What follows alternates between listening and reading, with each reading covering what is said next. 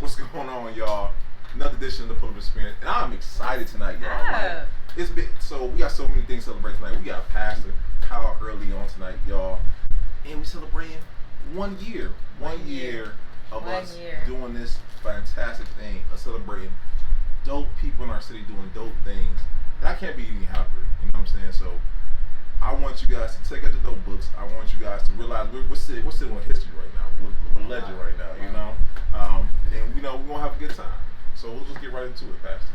Man, thank you for having me. No, we appreciate it. So let's start here. Just congratulations on 1 year. Thank you. Thank you. Thank you. Super excited. Just to be celebrated. No, thank you all for having me on this. And I'm tasting this wine. And it's good. Thank It's you. the best in the city. Thank you. Hands down. So we can get it out in the open. The pastor is sick. All right, listen. Jesus turned world to one, so you know what I'm saying? Absolutely. I'm good. I'm about to say, so I want you guys to know, I know Pastor Kyle Earley as an activist in the city, as a pillar in our community or whatnot. And you are a man of many hats. So I know let's get into what those hats all be doing. Absolutely. So activism. Let's start there. So I really just my calling and purpose in life is really to help others and to serve others. Like I just know that's what I get up every day to do.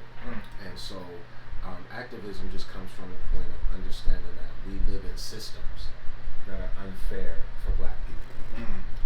And it is one thing to march and protest, but it's another thing when you put activism into advocacy and we change policy. That's and good. So, yes, I've led marches. Yes, I've been out there on the front lines on many different issues. Violence in our community, raising the minimum wage, fighting for voting rights. I mean, just you name it, we've been out there doing it. But then we've also had some victories behind closed doors as well.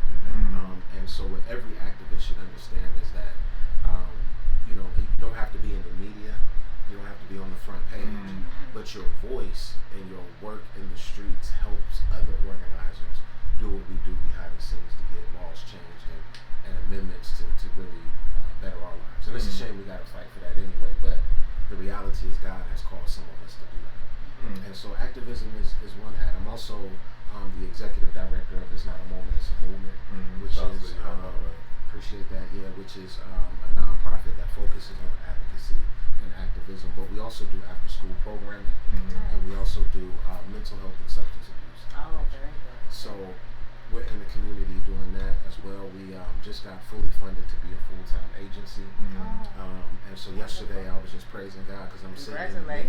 Thank you. Celebrate. Yeah, and sitting in a meeting and I'm thinking to myself, wow, we just hired 5 black men to be mentors in our school for young black boys. I love it. Yeah. And started the program 6 years ago. Akron, in terms of our after-school program, they didn't have sports for elementary age kids, but they had high out-of-school suspension rate. So I just was correlation 22. So I just was like, talking to a principal. I said, what if we start a league? And 6 years ago we did it with volunteers, and I said one day I'm gonna be fully funded to pay a staff to do this. And 6 years later, here we are. Amazing. So that's that, and then many other things. But I'm proud to say I'm a pastor. I pastor City of God, which is in the Collinwood community. This is our 5th year. We built this church from the ground up, and we got great people at our church. We kind of flow different as a church, so we're not traditional. We're very radical. And what I mean by that is, church for us isn't just on Sunday. Okay. That's an hour that we come together. Church is what we do in the community. So we empower business owners to go out and do business. We empower those who are in school to help them finish school. Whatever it is, wherever arena you're in, you represent God, you represent Christ. We just meet on 1 hour a week to empower each other to continue that gift. So we don't believe in church membership, none of that stuff. Like if you want to be at the city, you just come be at the city. And we're there every Sunday from 12 to 1. And we love it. Right. And then lastly, I'm a father and a husband. I'm married to Stephanie and have 2 beautiful daughters, Joey and Malaya. And that's my first ministry and my first gift. And then I love my city. So that's a lot, right? Awesome. That's great stuff right there. Yes. I'm trying to figure out how we do it all, but we do it. You do it though. Yeah, we do it. And I love how what you said with church, I think one of the things I love about Jesus as a whole is that he knew that he had to minister to people's needs before he could actually minister to them. Oh, and I think that your church embodies that message as well, man. Absolutely, because before I was a pastor, I was an activist. Absolutely. You know, I think that's and so community is always me. And I tell people this all the time, my biggest church is not on Sunday. It's where I go during the week. And so wherever I go, it does not matter where I'm at, somebody is getting empowered by the things that I've done or the things that I say. And that's just a mandate on my life. Like, you can't be in my presence and feel like, oh, that was just, an experience. That was just kind of, we just met. No, I want your life to be better. I want you to be able to empower me. And I want to be able to empower you. And that's what Christ did. No, that's dope stuff right there, Pastor. So let me ask you this, because someone hit me this question earlier this week. Okay. And when I came, I'm like, let me ask Pastor why I sing today. Okay. So I know a lot of our youth, or just people in general, I don't want to say they're not lost, but they're without purpose. And a lot of people, that's how they end up in different things, trying to find their way, right? My question to you, how did you know, or how did you walk into your purpose? How did you know that you wanted to be active, that you wanted to do these things that you're embarking on? Well, you said something key, which is that there's a lot of people who don't know their purpose or not walking in their purpose, right? You're born with purpose. Like, finding it, you're finding what's already on the inside of you. So you were born with this thing. Like, so oftentimes we're like trying to teach people how to get purpose, and it's like, it's in you. What is the passion that you love to do? What is the fire that you have? And so, that doesn't have to be birthed out of a painful story. It could just be birthed out of something you love to do. Like, if you love to sew, right, and you go to a nursing home and you work with seniors weekly, teaching them how to sew or sewing with them, that's your purpose. That's what you get up every week to go and do. So we think that purpose is something that we find that's so big. Like, this is purpose. You creating this wine is purpose. He being a photographer is purpose. This is what you all get up every day with a passion to do. And so for me, mine was just birthed out of the fact that I had saw struggle. I did not like struggle. And I wanted to help people through struggle. Because there were people who helped me through struggle. So it was like, that's what I was born to do. Even in my very, very, very sinful life, right? Yeah. And understanding that no matter what you did in your neighborhood or the streets, you still took care of your community. And so that was a value system of mine. So, and quite frankly, it doesn't matter what I was doing at that time, I still had purpose. I still had purpose. And as a matter of fact, I still, without even knowing it, was helping people and representing who Christ was, even though at the time I did not have a relationship. This thing isn't over spiritual or over contextual. It's what we live. And so I want everybody watching to understand that you are purpose. You have purpose. You live purpose. You were born with purpose. And the only thing you have to do is tap into what it is you love to do and just do it. And stop waiting for people to validate what's already on the inside.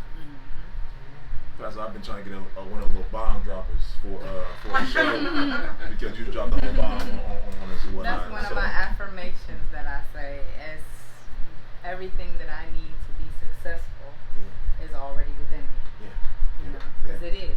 It's there. You just have to find that burning, like you said. What drives you? What makes you feel good?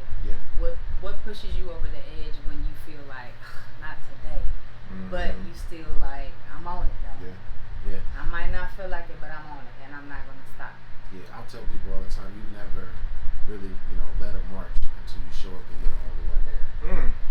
And you still gotta stand on the corner with the sign, because your purpose for being there was never about how many people showed up, but about what God called you to do. That's good right there. You never preach a real sermon until you've been inside of a prison. And it ain't on Sunday morning, but you're dealing with people who they think only coming because they need something to do, but they really coming looking for God. And you're the only God or Christ that they're going to come in contact with. So that's purpose. Dropping a bomb today, Pastor. Because I thought about because I think we all had that moment where we're like, that's how you know if you're doing if what you're doing is real or you're doing it for just for clout, right? Absolutely. And I think I've been on both sides of the coin, you know what I'm saying? And like I know for me, I would educate people on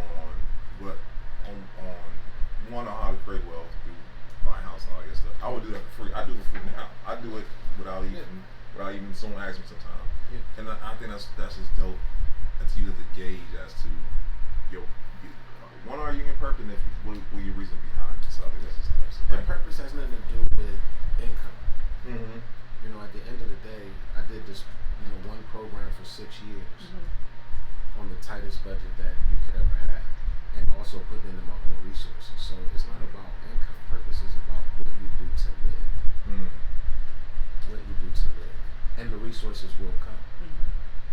It's just that simple. No. So let's talk about some of these. Let's talk about your nonprofit, because once again, I know you to be a pillar in the community and whatnot. What made you want to embark on that endeavor? Because I was already doing it. Like, there was just no structure to it. And so I think that I had a team of people around me that saw something that I didn't see in myself.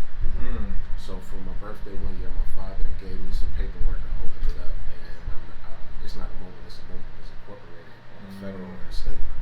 Wonderful. So he threw me an alley-oop, and I was like, okay, I gotta slam dunk it now.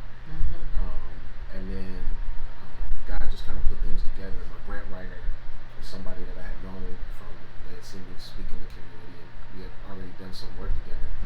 But she was starting to write grants, and she was like, can I write a grant for you? And money started coming in. So now I'm like, wow, I don't have to spend this money out of my own pocket, right? So I'm like, Lord, thank you. Right. Right. First and foremost. Because the resources will always come. And then once you realize that you're doing this work, not for income, but for impact. Yeah. Right? Because it's not a moment, it's a movement. Really means this: we do this for generations we may never see. So what God has allowed me to do now is take what I've been doing by myself, and with the help of the community, I would always post something or make a call, and the money would always come. But now here we are, we have a structure, and beyond when I'm dead and gone, this can live on. It's a whole agency now. Yeah. We just, we're about to have 18 employees just under one grant alone, and we got more grants coming in, and I'm like, this can just live on. So that's why the nonprofit came into place. It was because I never saw it. I never saw me doing it. I'm just like, I'm gonna keep doing the work. But somebody said, no, there's resources out there for you to do this and to do it full time. And you take care of yourself, and you can take care of others, and that's what we're doing. I love it. You're doing something that speaks to you, that speaks to what you want to accomplish. I think that a lot of people, they miss the very thing that they're called to do, because they miss thinking that, like you said, that it's going to be income involved, or it's going to make huge impact, versus actually just going out and doing that very thing. And that's real, yeah. But I was a CEO before I was a CEO now.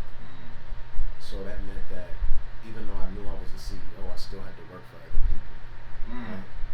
And so that didn't stop me from still living in purpose. Like, so now I, to the grace of God, was a good steward of making sure that I was a good employee when I'm an employer. When I was birthed to be a CEO. So, come on, bombs. Steve, you got me dropping bombs, man. That's a good point to bring up, because I think that sometimes a lot of us, we're in a job that we don't like. We don't like being there. It shows. I can remember I used to be an office manager downtown, and I worked with a lot of graphic designers. They made everything from websites to actual physical models, graphs, just everything. Some of the top, we had somebody brought somebody in from Canada. Like, they were all so dope. And me, not knowing any better, I was happy with what I was doing. Kind of.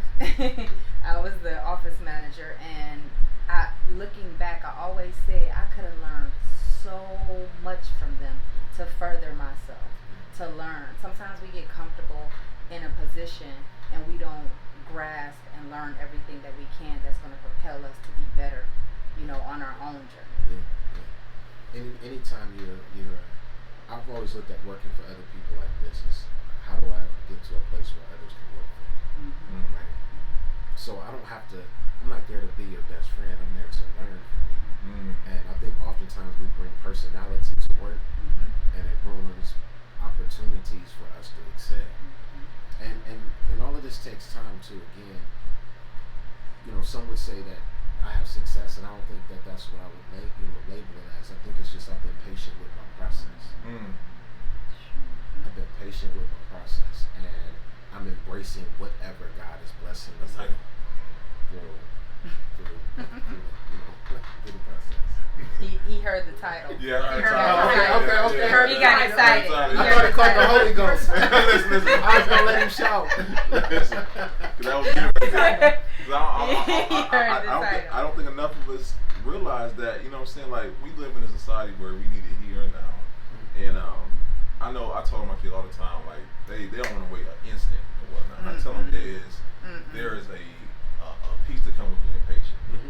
And I think that we lose sight of that. And it's in our process that we learn the skill set, we learn the due diligence, we learn everything that we need that's going to further us in life.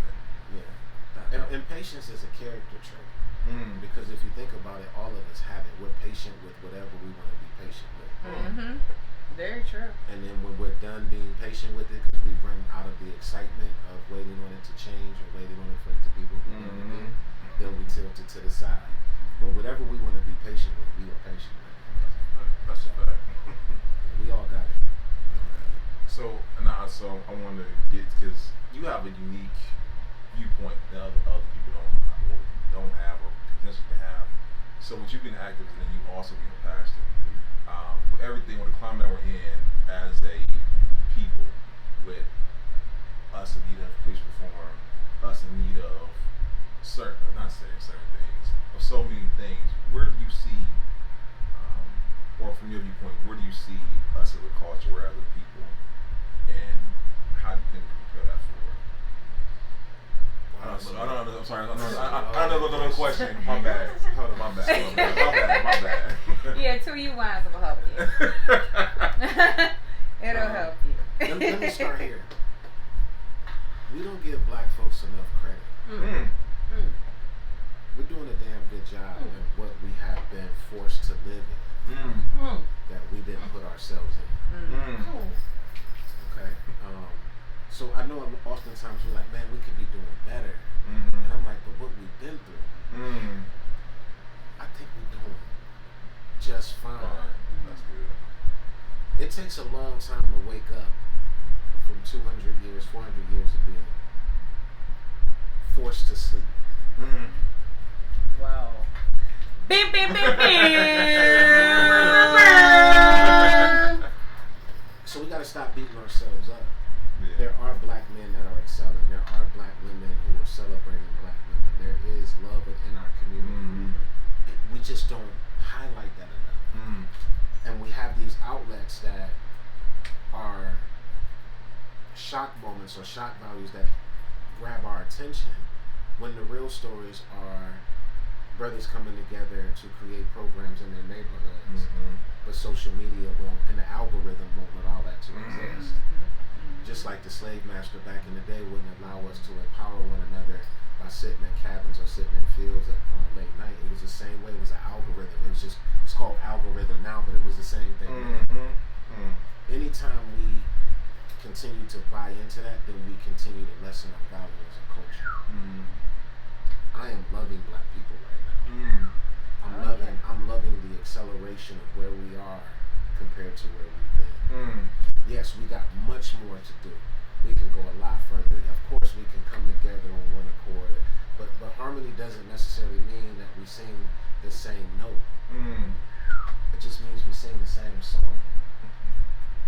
And music can be the same song, played and sung a different way, with a different rhythm. So I'm saying, I think we are singing the same song. You sing soprano, so that means you over here. You sing alto, that means you over there. I'm tenor, I'm way back here, but we singing the same song. So I want him to succeed, I want her to succeed, you, her, myself. And that's where it starts. You can answer no better than that.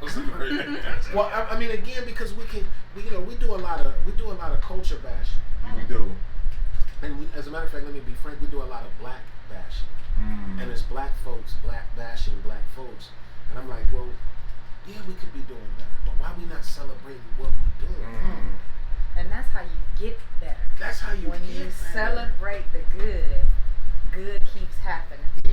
But it's like a trap. You keep dwelling on the negative. I've seen it. This I've seen. Yeah. This I've been through. Yeah. This I've witnessed. However you want to put it. I've witnessed a complete turnaround. Yeah.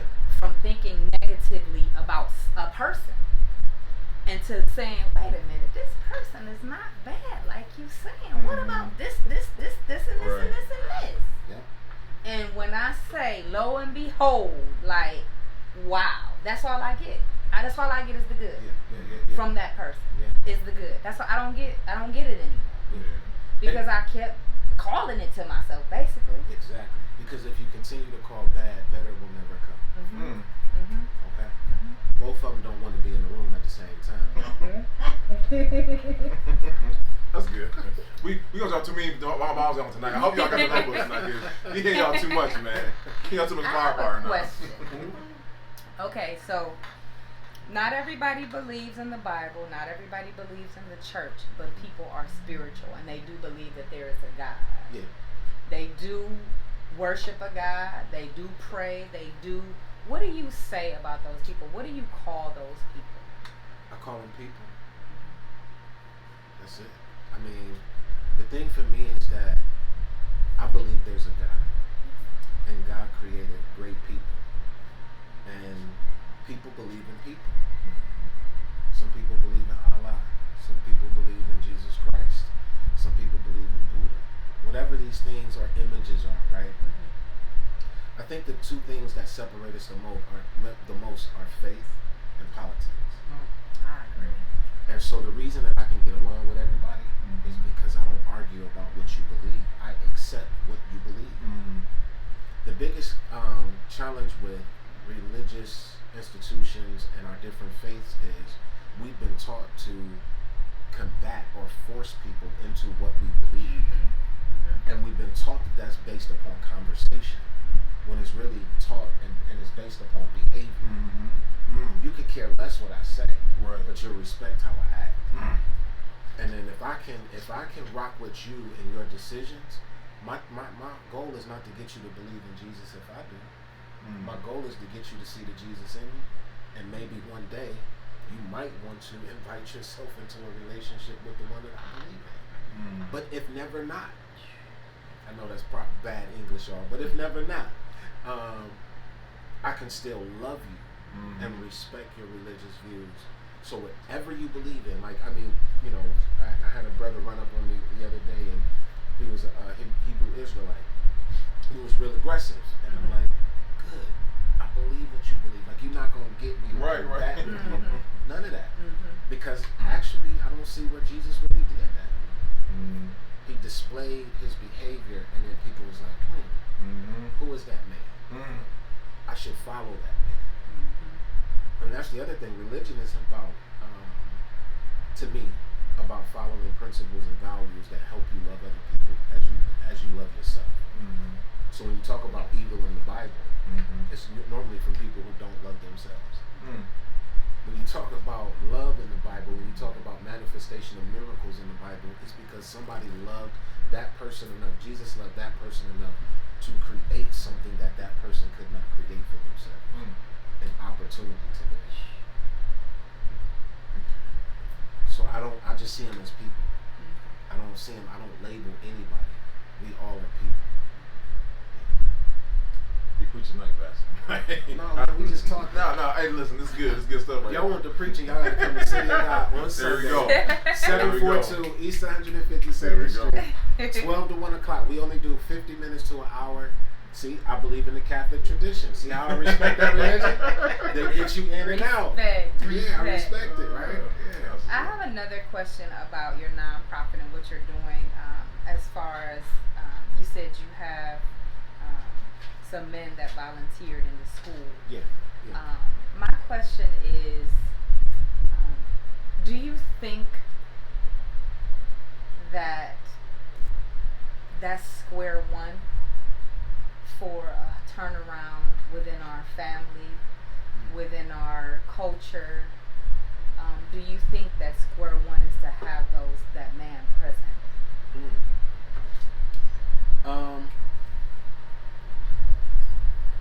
That's an even more loaded question than his. You stole that from me. He was reading my mind. You know, it's hard for me to answer that when you say square one. I do believe that men should be present, but the reality is there are men and fathers and mothers that are not present, right? Mm-hmm. So every child needs a full family structure to be well balanced. Mm-hmm. Every child needs that. Now, when it comes to men, I think in our community, we feel as though, again, you know, men aren't present, and they're not when they keep locking us up. Mm.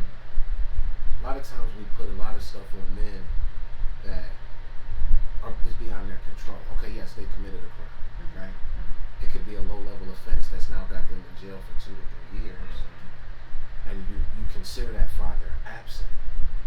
And while he's in jail, he can't make money, but he's on child support, and then his child support is stacking up. Mm-hmm. Now he's considered a deadbeat dad. Mm-hmm. Y'all, this is intentional. Right. This is intentional to keep black men out of the household. Mm-hmm. That's why they would separate us back in the day. What they did back in the day, they do today. They just do it under a legal manner that's called law and justice. 13th Amendment. And so now what we've done is, we've said, and now we bash all black men like, oh, they're just all absent. No, they're stealing them out of the communities for traffic violations, for low-level weed offenses. A joint. And for those who sell the crack or the heroin because they're in conditions where they are not just necessarily flashing on Instagram, but I know people who put their life on the line to really take care of their families. Mm-hmm. And then they get caught up and they get 15, 20 years and they're like, oh, you deadbeat, my dad absent, your father ain't around. They snatched that man out of the community. And the only reason they snatched him because the things that he was selling started to impact those people. Period.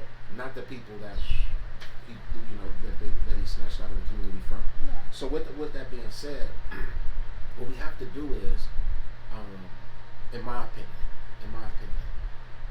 we have to do what helped me, which was a community of people that believed in young people that didn't have certain structure in their life.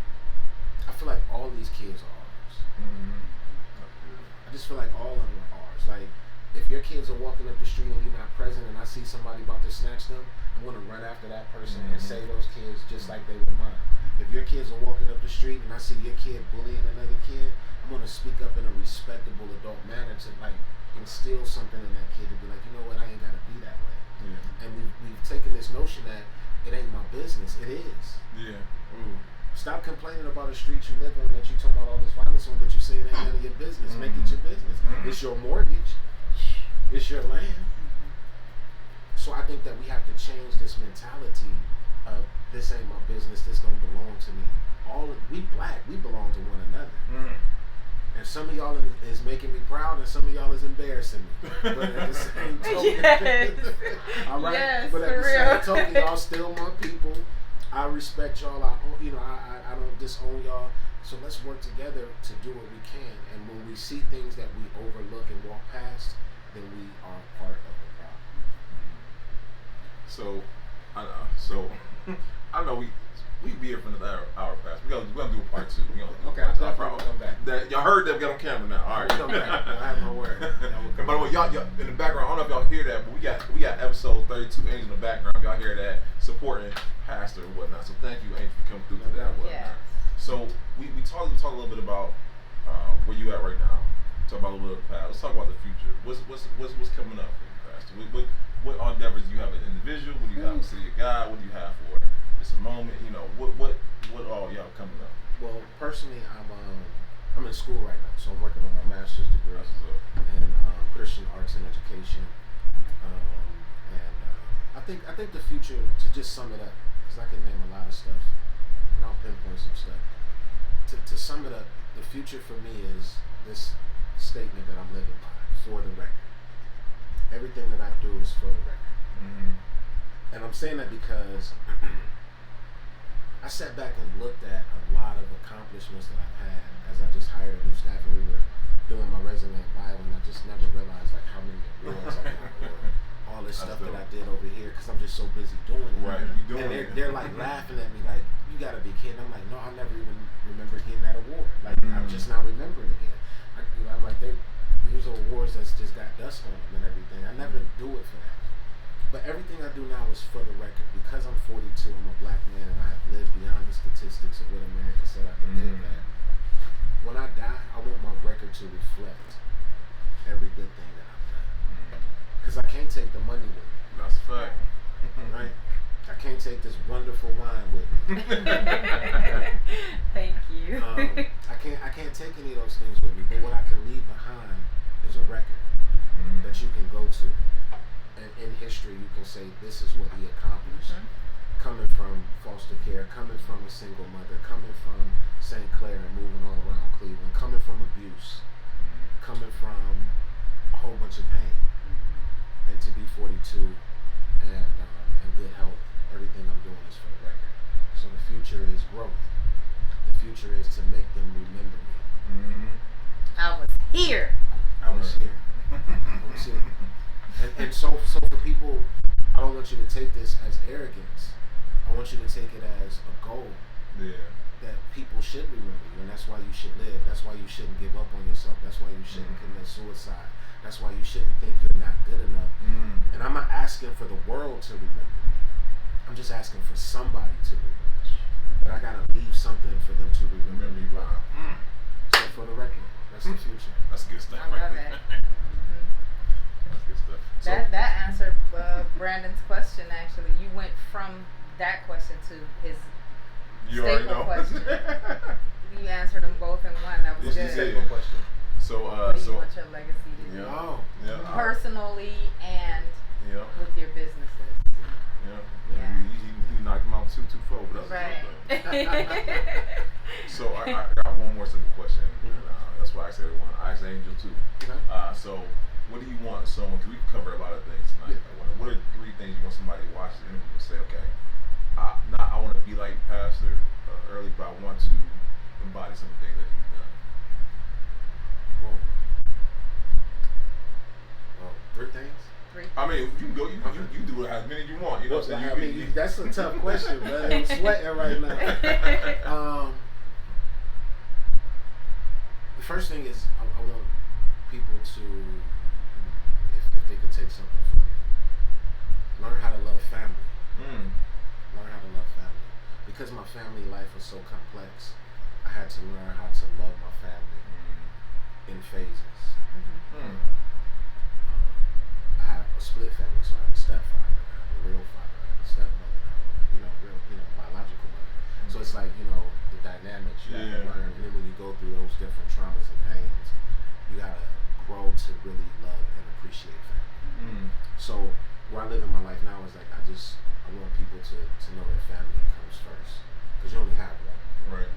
And it ain't never perfect what relationship is, right? Number 2 is, if I had to give somebody advice you drop a ball on night passes, so you know what I'm saying. Maybe you've drained me. Maybe I ain't got no more left. Maybe I ain't got no more left. You didn't ask all these questions. You didn't ask. No. You do. All right, so I would say this.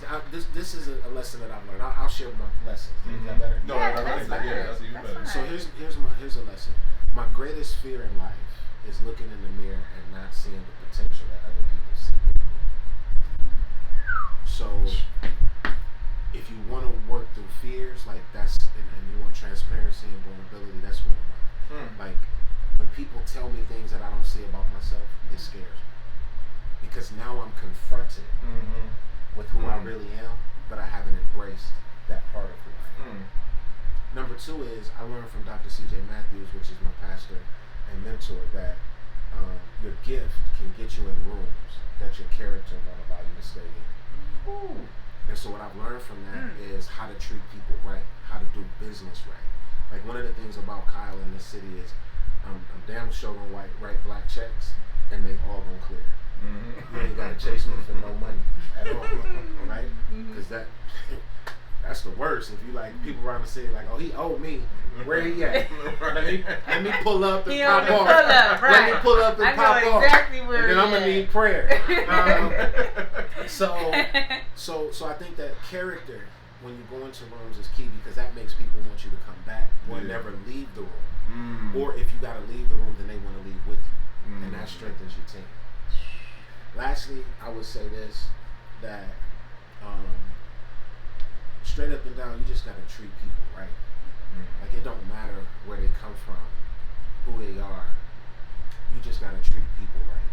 And that comes in many different facets. So yesterday we were in Akron, and it was just people on the streets. I didn't have a lot of money, but whatever money I had in my pocket, I walked past this person. I was like, here. Walk past this person here. I don't have a lot, but here's a seed, right? You just treat people right, man, and God will treat you right. That's just a fundamental fact of life. If you treat people right, God will treat you right. That's all I have. You shut it down. You shut it down. Yeah, we can't thank you enough. You know what I'm saying? I know, once again, you are a busy man. We appreciate you taking time out. No doubt. Because, like, one thing, guys, you got to appreciate about this podcast. We bring y'all the best people the city has to offer. We do. You know what I'm saying? We do. There's more to come. There's some more. There's a bunch of y'all. And I think that's right. Thank you. That's the thing about Cleveland. Like, we got some, not saying hidden gems, but like, we got to start showcasing our own. You know what I'm saying? I know our city had the stigma of, like, you know, you're not popular. You're not popular. Like, people don't know you. You're not really doing that. When we are 65 episodes in, y'all. And we got to show you just amazing people doing great things in our city. So, you know what I'm saying? And we're not slowing down, y'all. We're not slowing down. So please don't. We appreciate y'all coming in every week, you know what I'm saying, and tuning in. And we got to thank you once again for coming through, guys. Man, listen, it's 1 year. It's 1 year. And listen, it's 1 year. They up here thanking me. I'm up here thanking them for bringing me in on the anniversary. Hey, listen. And it ain't a pastor's anniversary, it's a church anniversary. Right. This is black business, black creativity. And so shout out to y'all for just sticking to it, because people can get bored with stuff too. Hey, listen, I feel like this is my purpose, because like like I said, we do this for free, but you know what I'm saying, I when we create this, I said to myself, we want to do something that no one else is doing, and we want to be able to showcase people doing great things in our city that don't usually get a chance to be showcased. And God has made a way since we began. You know what I'm saying? Thanks to this young lady right here. You know what I'm saying?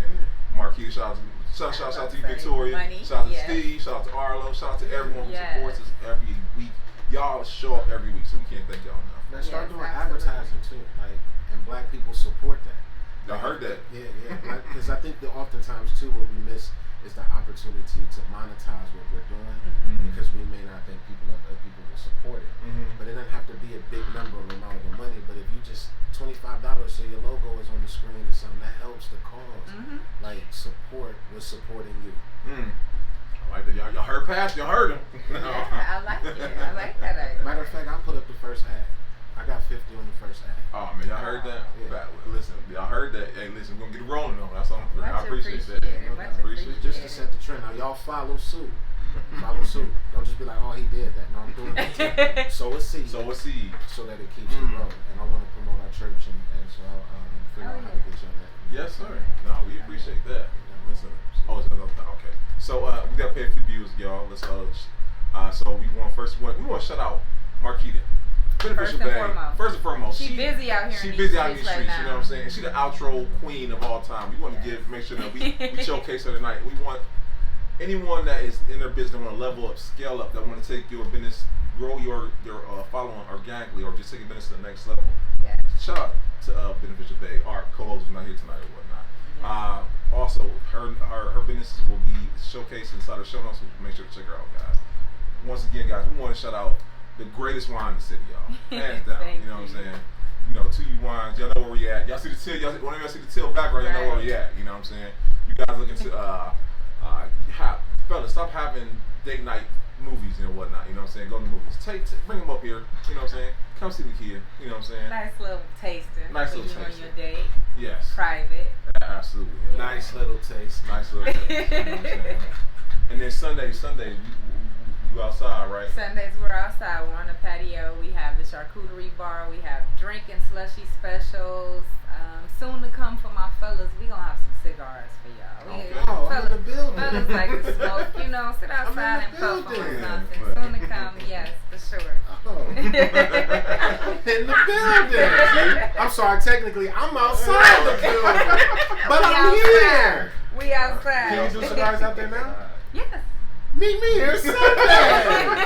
I'm outside the building. It's not a moment, it's a movement. Yes, indeed. This is dope. We're gonna shout out Steve. Steve the greatest in the city, y'all. Hands down, the best photographer, best videographer, the best creative director we can ask for. We can't ask for nobody better, y'all. No, he makes me look good. No, listen, he makes us all look good.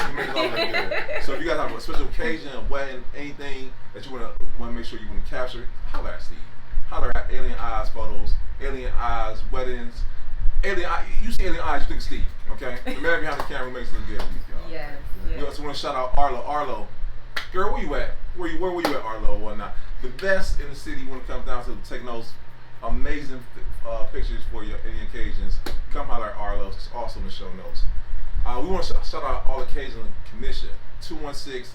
The best in the city when it comes down to having the marquee letters, yes, the balloons, setups, everything. Absolutely. And the chairs, the thrones, everything to make your occasion special. She takes care of it, and this young lady actually builds some of this stuff herself. Absolutely. That's what gives me. I'll be calling you after the show too. I need you as a matter of fact. Absolutely. Professional, on time. Yes. The best in the city, and y'all. such a sweetheart. Yes. Absolutely. She makes it so beautiful. Check her out. All Occasions 216. Oh, absolutely, guys. And once again, if you been to her events, you know she's a mastermind behind that. Lastly, we just want to shout out Social Master, our actual very first sponsor the podcast. Guys, listen, the days of having paper cards are no more. You get a paper card, you put it in your wallet, you forget about it later, you put it in your purse, no one looks at it again. What we're doing now in 2022, we now have a card where people can scan it, people can use their phones to get the QR code, and voila. All your information from Cash App to your personal websites and everything you need all in one spot. Once again, look at the show notes, Social Master, and what is yours today? Use special code Pull Up. The Pull Up. And get 20% off, guys. So listen, you can't get no better than that. And once again, we're gonna thank Pastor Earley for coming out. We know you're a busy man doing your thing. Enjoy that. And we gotta have you back. Listen, you got my word. I'll be back. All right, that's what I'm talking about. We want to shout out Angel. Y'all, I know y'all heard Angel. Hustle is episode 32. Y'all watch episode 32. I have like a list of top interviews. Angel's up there. She in the top 3, y'all. You know what I'm saying? Because she bring down fire. She bring down passion. Elevation is a collaborative energy. sport. Yes. The energy. I think we interview like half your church by now. We got more businesses. Absolutely. We got more creativity. Absolutely. Bring them on in here. Yeah. Or I got Hillis coming for you, Sade. Coming for you, by the way. Sade, relevant connections. That's the funny right. thing is, Sade is my grant writer and my chief operating officer. Wonderful. Angel works for our Shout agency. out to Sade. And Angel does employee relations, so she hired all my staff that we have. So I believe that you rock with your circle, you keep circulating that dollar, and it'll pour out. So that's how you keep circulating the black dollar. That's amazing. So once again, y'all, we just want to thank y'all for coming out. Episode 65 and 1 year down, y'all. Many more to go.